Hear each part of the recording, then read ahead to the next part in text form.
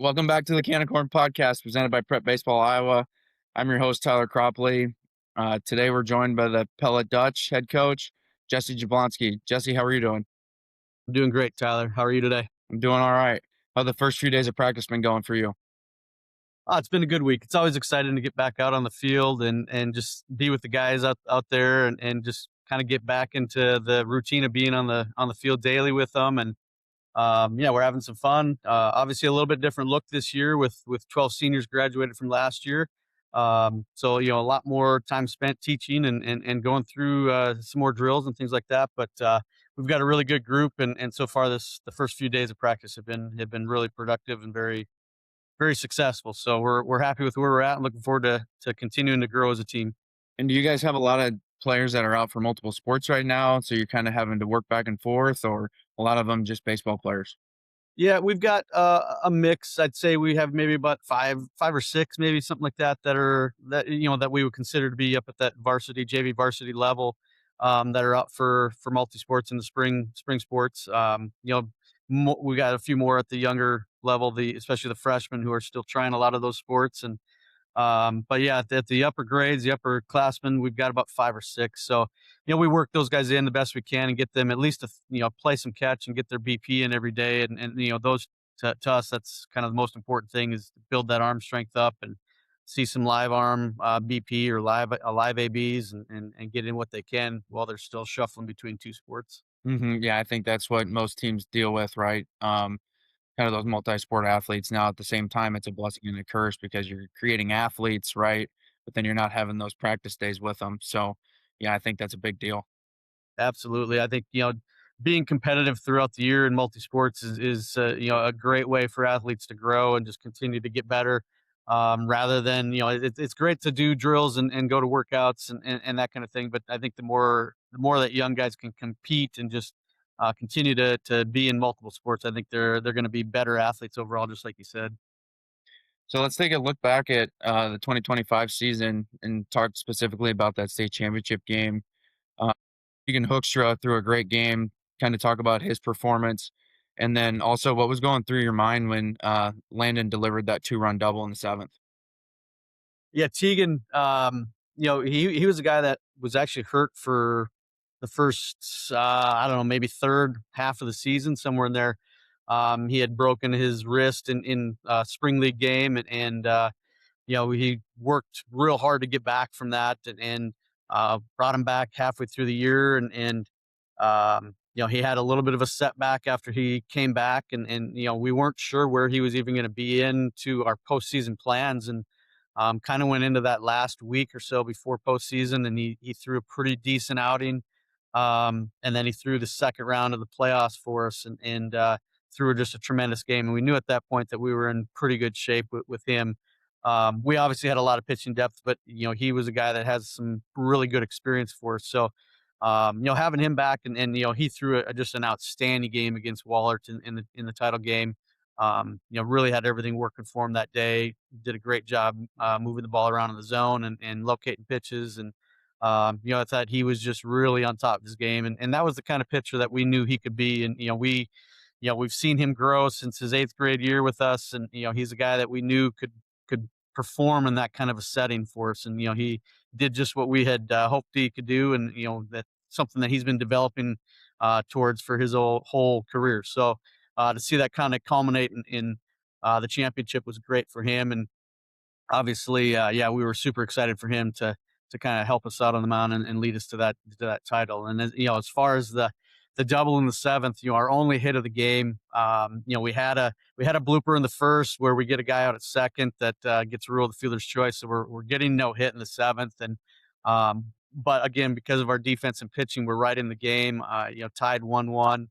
Bottom of the order up, you never know what to expect. But I tell you what, at the bottom of our order in the playoffs came through in so many great ways with some big hits and some big at bats, and we had a few suicide squeezes that we were successfully able to execute, and those all came from the 7, 8, 9 guys in the order throughout the entire playoffs. So we had a lot of confidence in those guys to get the job done, and in Landyn Bethards' case, with that at bat in the bottom of the, or I'm sorry, top of the seventh. If we get a few guys on with 2 outs and at least give us a chance to do something. And he was a guy that had some sneaky power. He hit a home run at Pella earlier in the year, so we knew he had the capability to connect. And if he did, if he could get a barrel to it, good things can happen. And he got a pitch up in the zone, and just didn't miss it. And when it left the bat, I wasn't 100% sure that it was going to get over his head, but once I saw the outfielder turn and just kind of put his head down and run, I had a pretty good feeling. The only question at that point was whether Nathan Vanderlyn was going to score from first, or maybe get thrown out the plate and give Wallet some momentum back going into the bottom of the seventh. So that turned into obviously a game turning situation for us. And yeah, just it still was just kind of speechless at the time what had just happened. And but then your mind starts going to, do we need to get a bullpen arm up? Do we need to get a closer going? And you enjoy it for the split second when it happens, but you're immediately back into game management mode. And thinking about what we need to get done in the seventh inning, who's coming up for the other team, and defensive changes if needed, things like that. But yeah, what an exciting moment! First title in school history. Couldn't be more proud of the group of seniors. Again, the 12 seniors that we had last year. Those guys had worked so hard towards that moment, and they believed in that since they were playing travel ball together. And to see it all come together for them at the end was just really, really special. Yeah, so what kinda made that team last year click so well, going into the playoffs? Was there like a loss that happened sometime in the middle of the season that was kind of a reset for them? Kinda dive into that, would you please? Yeah, absolutely. Again, that team had just a ton of experience. Number one, they were a team. A number of those guys had been starters since at least their sophomore year. A couple of them even since their freshman year. They had been to the state tournament 2 times before that. They didn't get out of the quarterfinal round, so they had a little bit of motivation to get at least past that round. But they had played in so many meaningful games in their career already, so that experience really helped them out as a group. Their leadership was tremendous. They knew what they wanted to accomplish as a group, and they really got the rest of the guys on the team to buy into that. You mentioned a loss. We played Mount Vernon a couple of weeks before the playoffs started, and we were really just kind of flat that night. We had been playing pretty well, but we came out really flat that night, and just we did not look like ourselves at all. And we really challenged the guys after that game in our post game talk about, if this is the effort that we're going to get, then all those goals that we had set forth at the beginning of the year are going to be for nothing. And those guys really took that discussion in the huddle after the game to heart. And we came out the next game, and we were a completely different bunch. The energy was there, the focus was there, and coincidentally, we never lost another game the rest of the year. We won the next 11 games, and obviously came home with a state title. But yeah, that game I think was a big, big turning point for that group, and they understood that baseball's a game where you got to show up every day to compete, and you can't take nights off. And those guys, again, the leadership that drove that team last year really got the rest of the team to buy into that mentality the rest of the season. And I think that's one thing that has been a common theme here recently is the amount of experience and those teams that end up having the experience from their freshman, sophomore years that are now seniors, that really propels them into their senior year. I've said it many times as you can't teach experience. You can teach them fundamentals, you can teach them how to hit, but at the end of the day, like experience is what's going to get you to the place that you want to go. For sure. I think in high school baseball, you kind of have the group of players that come out, right? It's not like a college program where you bring in the guys that you want or you need for your program. And in our case, the group above or the class above those seniors last year, we didn't have a single player in that class. We had 0 seniors 2 years prior to that. So, so those guys when they were juniors, they were the leaders. So they not only had experience on the field, but they also had the leadership experience for a previous season before that. And then obviously last year we bring the entire roster back after graduating no seniors, which again that experience played a huge part. It really made our off-season work way more productive. We could really focus in on details of individual development, and our preseason practices were way more productive because of that as well. Versus a very young team that you're having to spend a lot more time explaining things and really breaking down mechanics and starting that development process basically from square one. So, yeah, that experience is huge in a high school game, and really at all levels, for that matter, especially at the high school level. If those guys can come in with that experience and know what the expectations are from the coaches know what they're going to expect to get from the players. I think that plays a whole part in the success of a team. Mhm. So like you said, you lost 12 seniors from last year's team. You got a lot of new faces coming into the program or have been in the program, but will now be seeing the field for possibly the first time. Um, who are some of those players that you're looking forward to, and what are your expectations for them? Well, our program starts with the pitching staff. We lost a couple of really good arms last year. With especially like a Nathan Carey and an Isaiah Kettler. But we still bring back Tegan Hoekstra is back again this year, Samuel Carlson, um, Hayes Lautenbach. Those three arms combined for I think around 115 innings of sub two, probably sub 1.5 ERA. So we have three really good arms at the top of the staff, which we're going to lean on those guys, especially when it comes to the postseason. Outside of that, when you start talking defense and batting order, lineup things, that's where some of those question marks come in because, like you said, we've got some guys who maybe don't have as much experience, regular experience anyway. They came in and maybe played some roles last year for us here and there, but we'll have some question marks as the season begins. Defensively, we lost our catcher. That's maybe one of the biggest positions to backfill, especially after Anderson Sherm was a 3-year starter for us. So that'll be a position that has the biggest question mark on it, maybe. But I mean, all the positions, our entire infield last year, with the exception of Samuel Carlson, was seniors. Our entire outfield was seniors last year. So, we've got a lot of openings, a lot of position battles going on in practice right now, which is exciting. We're seeing that energy and that focus. Um, and here in the next week or so, we'll see those play out, and I think we're going to probably have some different lineups throughout the season, especially the early part of the season. And the other thing we keep saying is that we're probably going to be a much different team on May 18th on opening night versus July 10th when the playoffs start. So we'll see how this team grows throughout the season, and I expect them to be in a really good position come playoff time.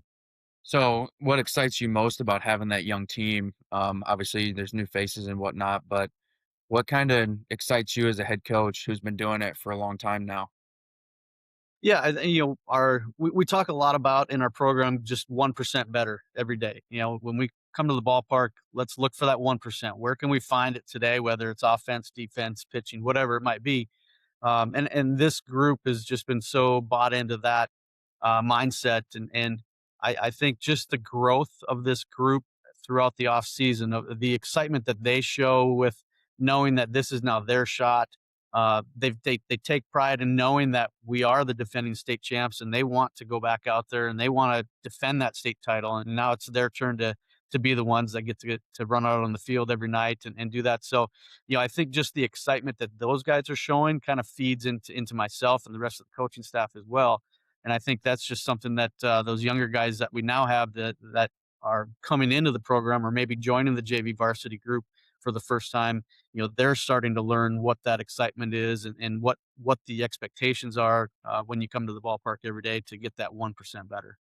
So, how are you as a staff handling kind of the target on your back after winning it last year with those young players? Like, hey, is it more about you just worry about yourself and the 1% better? Or is it like, hey, we know we're going to get everybody's best day in and day out?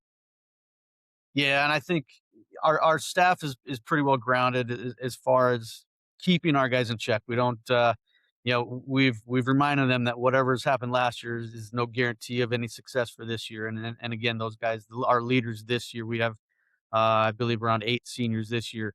Those guys have really bought into that, and they're sharing that same message with the younger guys. So I think just kind of staying grounded and knowing that we're going to get everybody's best. The Little Hawkeye Conference is a tremendous conference. We're gonna see everybody's best no matter what we did last year. We know that it's a grind every Monday, Wednesday, Friday in conference play. We've got a really tough non-conference schedule where we're playing a lot of the Raccoon River teams that we're gonna be seeing here as we change conferences here in the next couple of years. So we're going to be tested, and no matter what the success level was from the previous year, we know we're going to get everybody's best, and we're going to be challenged on a night to night basis. And really, all we can do is control what we can control within our own program. We're going to expect our guys to show up with that energy and that focus on a night to night basis, and just look to compete the best we can. So. No matter who's on the other dugout, that's the expectation that we give our guys on a night to night basis. Perfect. Um, One final question for you. Kind of looking back again last year, with the Pella softball team also winning the state title last year. How cool is that for the community?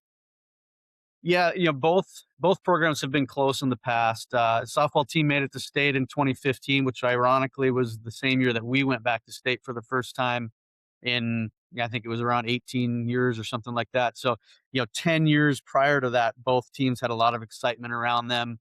Um, and we both, I think we made it to the semis, and they might have made it to the semis that year too. So both programs have been close. So to see that group last year kind of share that same excitement level, it really, the community itself was beyond excited. The celebration coming back was tremendous. It was a lot of fun. I still remember last year during the state tournament, we kind of played on alternating days outside of the opening day of the tournament. I remember riding to the stadium up in Sioux City last year, and we had their game on. Like guys had it on their phones, watching it on our way to the stadium. And then throughout the week, it was almost like we kind of traded that energy back and forth between the programs. We saw videos of them in their dorm rooms watching in Fort Dodge, watching us, and we had our hotel that we were at, and we were watching them. And it was just kind of neat to see that excitement level kind of shift back and forth from central Iowa over to western Iowa. And we had community members that were traveling back and forth between games all week long. And then, like I said, the post tournament celebration was pretty fun to get the both teams together then and celebrate with the community too. So um, really a special moment for our school and our community. Couldn't be more proud of Coach Mayhew and what she's done with that softball program too. So they are a growing program as well, and they continue to get better. They bring a lot back from last year's title team, so it'll be exciting to watch them again this year. But yeah, it was really a lot of fun to for both programs last year to go through that together. Well, coach, I appreciate your time and good luck the rest of the season. Absolutely, thanks, Tyler. Appreciate you having me on. For the Can of Corn podcast and Tyler Cropley, thanks everybody for watching.